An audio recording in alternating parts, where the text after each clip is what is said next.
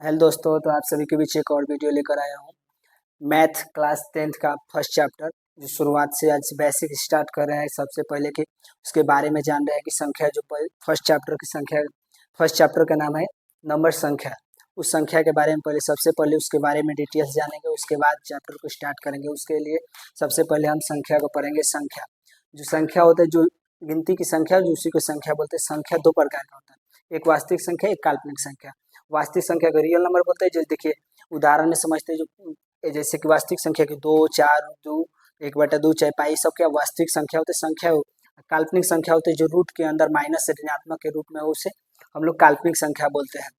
उसके बाद वैज्ञानिकों ने वो दोनों बांटने के बाद फिर उसे वास्तविक संख्या को दो भागों में बांटा, एक तो परिमेय संख्या, दूसरे को अपरिमेय संख्या।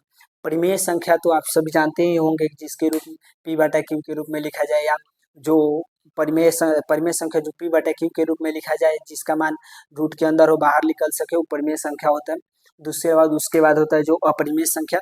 अपरिमेय संख्या जानते होंगे कि जैसे कि आप लोग देख सकते हैं एग्जाम्पल में दिए हुए हैं, जो रूट के अंदर हो मगर रूट के बाहर ना निकले, जिसका वर्गमूल ना हो, जिसका मान वर्गमूल से बाहर ना निकले, वो एक अपरिमेय संख्या होता है। उसके बाद एक और संख्या होता है जो अनंत हो, जिसका कोई अंत ना हो, वो भी एक अपरिमेय संख्या होता है।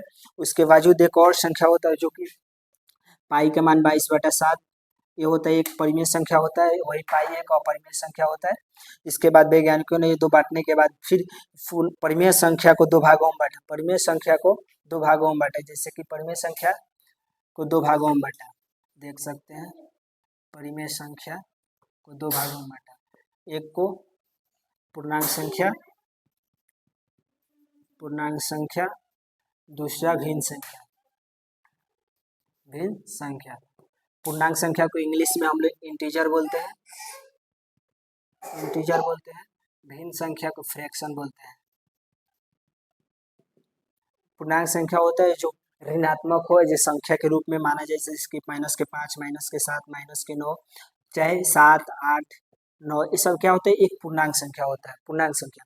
भिन्न संख्या वही होता है जो p/q के रूप में, जो बाटा के रूप में लिखा है, जो उसे भिन्न संख्या बोलते हैं। जैसे उसका एग्जाम्पल होता है, जैसे 1/2, 2/4, 3/5, ये एक भिन्न संख्या हो गया। ये हो गया पूर्णांक संख्या, एक हो भिन्न संख्या।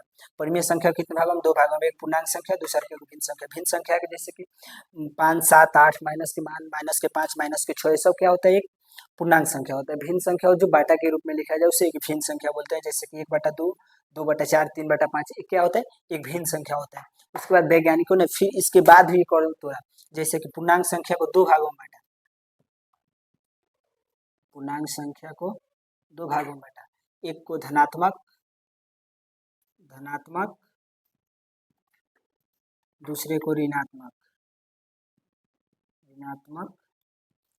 धनात्मक संख्या वो होता है जैसे कि 1, 2, 3, 4, 5, 6, क्या होता है, एक धनात्मक संख्या जो धन के रूप में हो।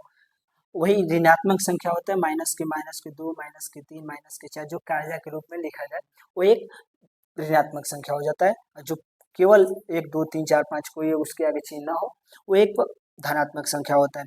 वहीं पे एक जीरो ऐसी संख्या है जो न धनात्मक होती है न ऋणात्मक होती है। जीरो एक सम पूर्णांक संख्या होता है, सम पूर्णांक संख्या होता है। जीरो कौन सी संख्या होता है, सम पूर्णांक संख्या। तो आप लोग समझ सकते हैं कि क्लास 10th का फर्स्ट चैप्टर है जो संख्या को पहले दो भागों में बांटे, वास्तविक और अवास्तविक। वास्तविक का एग्जाम्पल जैसे कि 2, 4, 6, 1, 2, 5, 6, ऐसे भी वास्तविक संख्या, रियल नंबर जिसे बोलते हैं इंग्लिश में। काल्पनिक संख्या जिसे इमेजिनरी नंबर बोलते हैं इंग्लिश में, उसका होता है कि रूट अंदर -2, -3, रूट के अंदर ऋणात्मक के रूप में लिखा जाए, वो एक काल्पनिक संख्या होता है। उसके बाद जो वास्तविक संख्या दो भागों में बांटे, एक परिमेय संख्या, एक अपरिमेय संख्या।